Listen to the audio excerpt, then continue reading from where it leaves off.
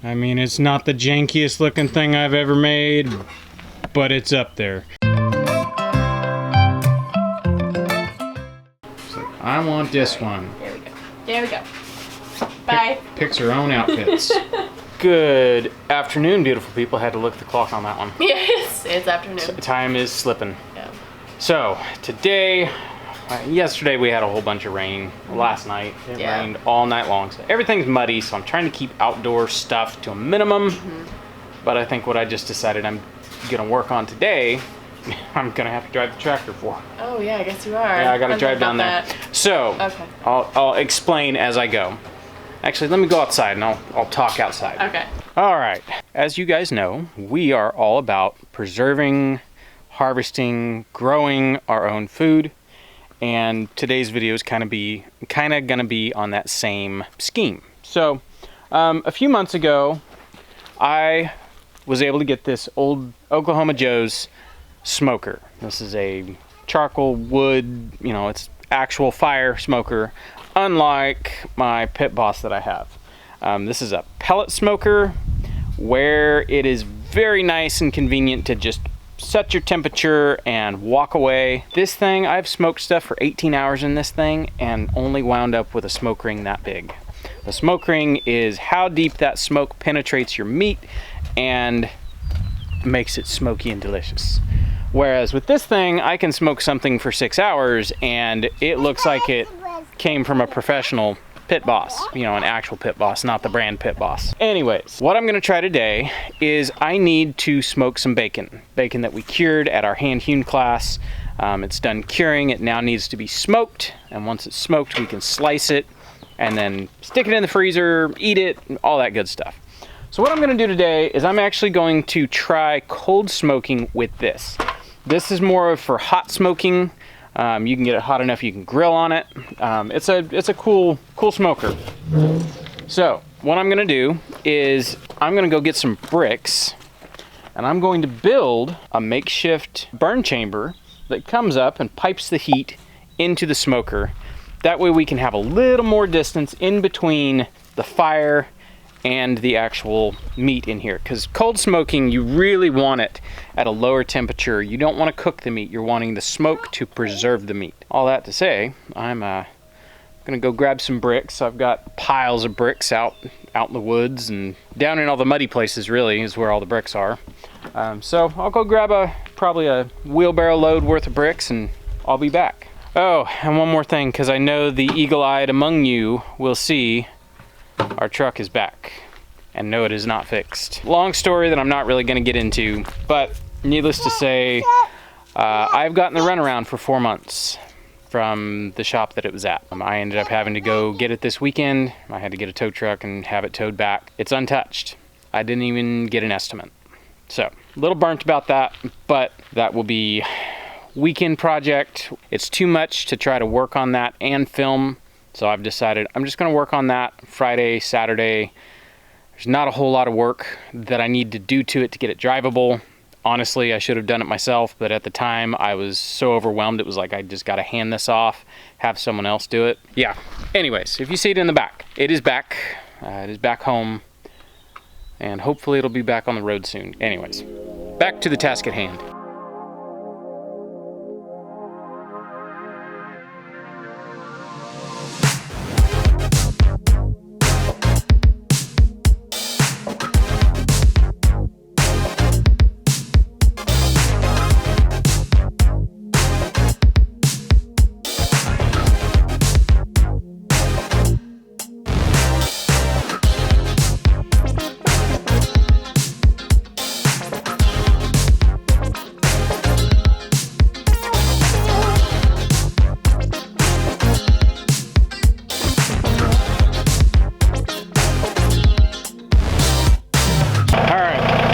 Probably enough bricks. If I need more, I know where to find them.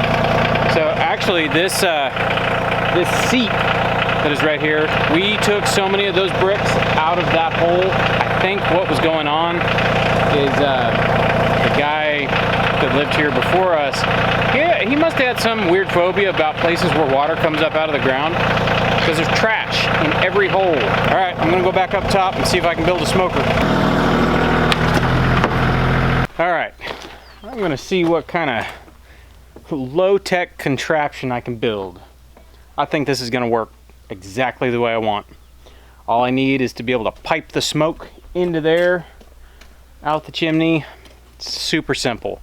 A smokehouse is something that I do plan on building eventually. I don't know where I want to stick it. This will have to work for today. Hey, Buggy, you want to help me build with some bricks? Okay, let's build.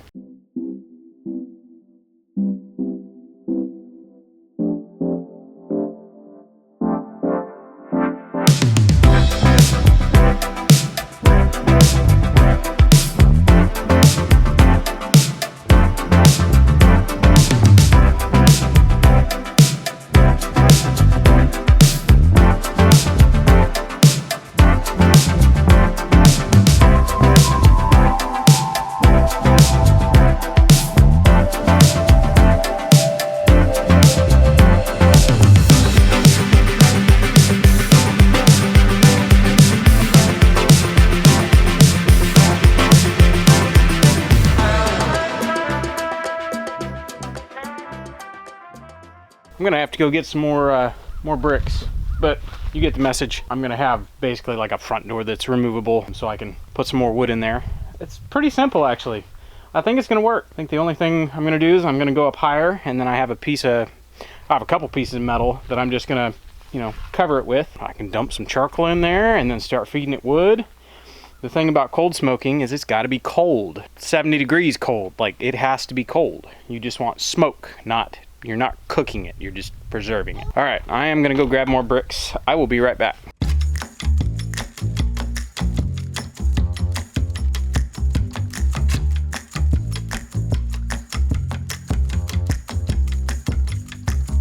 I mean, it's not the jankiest looking thing I've ever made, but it's up there.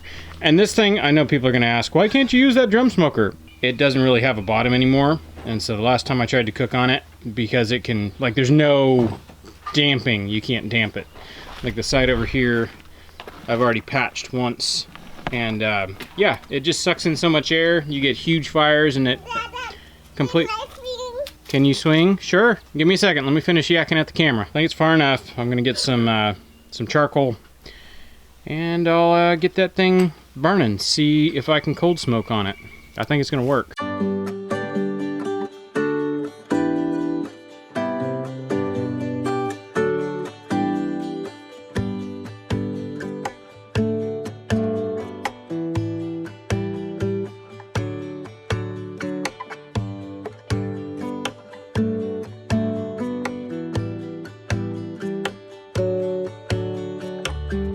Okay, while that charcoal gets going, I'm gonna go eat lunch real quick, but it's working. And it's working well. I mean, it's putting smoke everywhere, but what good smoker doesn't smoke the entire neighborhood while you're cooking meat? I mean, that's the whole point. Like, everybody has to suffer equally, right? All right, I'm gonna go eat lunch. Meg said she was warming me up a leftover pork chop from last night, so I'm gonna go eat. It smells really good in here. That's your pork chop heat dip. Thank you. And this is the pork chop. That is the pork chop. That looks delicious. The horn. You beeped the horn? Ah, cheap thrills. Let's see if my charcoal's ready. Looks ready to me.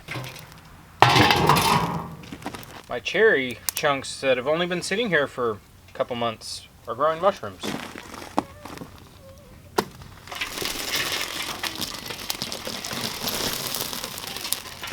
All right, I added, now we'll see. That is about 100. So the pellet, it's probably like 170 is what it goes to. You set it to low, but it does have to actually burn the pellet. It gets pretty hot in there, so usually I'll keep the bacon in there until it reaches 150, I think, or something like that. But that's more of a hot smoke. Really, to get this smoke a lot cooler, I should just build a tunnel out in any direction and have it to where it all updrafts into the smoke chamber, and then it would cool the smoke down a lot. But for right now, all I have to do is load this back in the bucket, and I can go dump all these bricks back where I got them, or in the garden, or wherever. So I like temporary. temporary is nice. Some people are gonna wonder, it's like, hey, why don't you go to all this trouble of actually building like a smokehouse? The reason why I'm using bricks and a smoker that I already have is because I really like doing stuff that anybody can do. A lot of the cool aspects of YouTube are when you see something that you can do with what you have lying around, and you see it in a video and it's like, I can do that. So if you ever need to, smoke something, cold smoke something, you can make a makeshift smoker. Now, as far as cold smoking and preserving, I'm not sure it's gonna work, but so far so good. That's looking quite promising. Somebody found some mud to play in. All right, help has arrived. I'm here. We're gonna grab some bacon. All right. I always forget about that leg. It's almost out of there. It's almost time to hang it. There's a lot of bacon in here. There's a lot of bacon. A lot of bacon. Are these all gonna fit in the smoker? I might do some in the pellet smoker just to see if there's like a difference in flavor. Okay. A lot of these, not all of these, but some of these, the people we had attend to the class, the ones who packed them, signed them. So I'm like giggling because it's so cute. Bacon, bacon, bacon. Okay. Wow, that's heavy. That's like 50 pounds worth of... It's a lot. It's a lot of bacon. Gonna be. That's smoky. What's the gauge say, Brett, on the door? 100 Don't drop it. 110 maybe. So much smoke. Uh, All right, I can fit 2 more in there. okay, cool. Let's do So it. we can do the rest in that one. All right.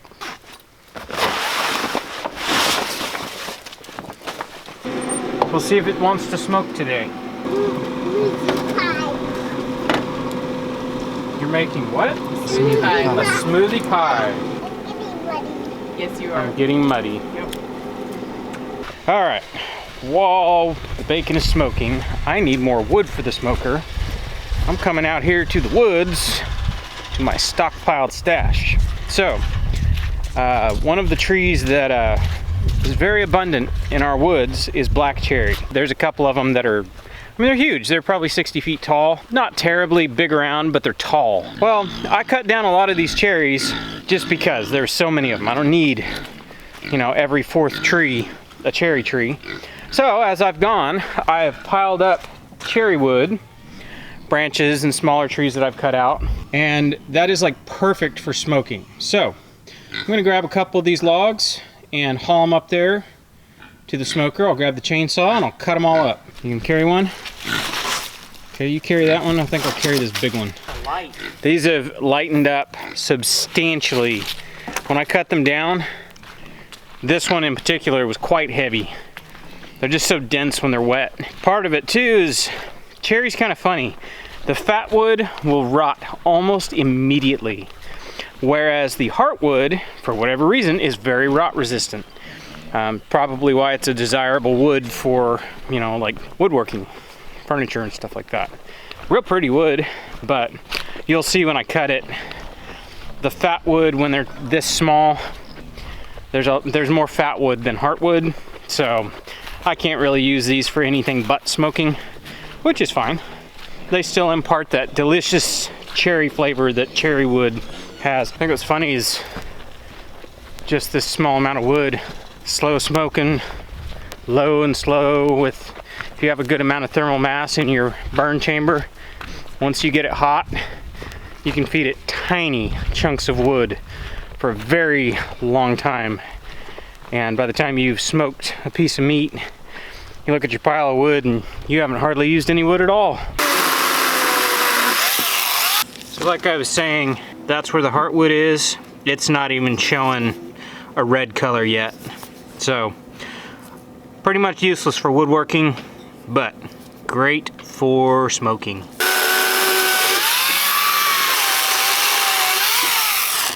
Alright, figured I'd show you guys this.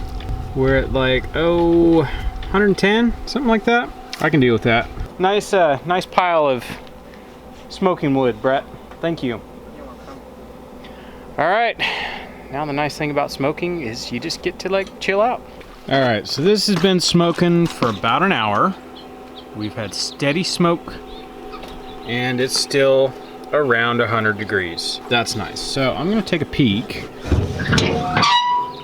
And there's actual color. And it's fairly cool in there. This one is also smoking. Doesn't smell like the actual smoker with actual wood. I mean, it smells good. And I don't know, there's not as much color. They've been on the same amount of time. And I'd say this one's probably about the same temperature. Just barely warm. I wouldn't say hot and I wouldn't say cold, just kind of warm. So I'm gonna pull this back and take a look inside and see how much wood we've consumed. All right, so in here, I don't know if you can see that. Actually, that one down on that side, that's one of the first pieces I added. And then those are some of the more recent ones I threw in. So we're actually doing pretty good. It's consuming a very small amount of wood and it's not too hot. I imagine if I've like really built up a fire, it would be too much. Like we'd be cooking the bacon right now, which that's not what we want to do. We just want to smoke it. All right, I'm gonna add a couple more chunks of wood and I'm just gonna let this go till dark. Because of making this, it kind of ate through the time and I'm not gonna get as much time to smoke before dark. And I don't want to be out here at 11 o'clock at night messing with bacon. So we're just gonna smoke until dinner time, dark time, and I'll probably come out here and we'll just pull all this in. We're not real concerned with getting a ton of smoke. It's not like we're hanging these in our kitchen wanting them to be preserved by the smoke. We just want a little bit of smoke flavor. And I bet you these ones are gonna taste a lot smokier than the ones in the pellet smoker. So, we'll see. I could always put these in the fridge and then just smoke them more tomorrow, which I may end up doing that. It's kind of nice once you get a nice bed of coals built up, just drop a chunk of wood on there and walk away. And as long as it's damped down real good, you get a ton of smoke like this. And that's when you can really get some smoke on your meat. That's funny. There's even smoke billowing out of the little pipe where the grease comes out. That looks kind of cool. All right, I'm just gonna let this go. Need I say it? What? It smells amazing in here. Pick me up. Okay, hold on. You're getting huge. She is. Huge mungus. She's just my buddy because she thinks I'm gonna go outside. And she thinks she's gonna go with me. Might be why. So, what are you making? I made bread last week and we've not eaten it fast enough, so it's starting to go stale. So, I guess I'm making like Philly cheesesteak toasts. So, I'm just gonna, I've got my beef and my peppers here and I'm gonna make like a white sauce in it. Put it over toast, Swiss cheese, broil it. Well, that sounds excellent. I mean, it's not Philly cheesesteak because it's ground beef, right, but it's going to have the flavor of Philly cheesesteak, so it's going to be good. Yeah. All right, I got to film it before it disappears. It's gonna disappear fast. It looks good. It's buggies. Not fancy, but it'll eat. It will eat.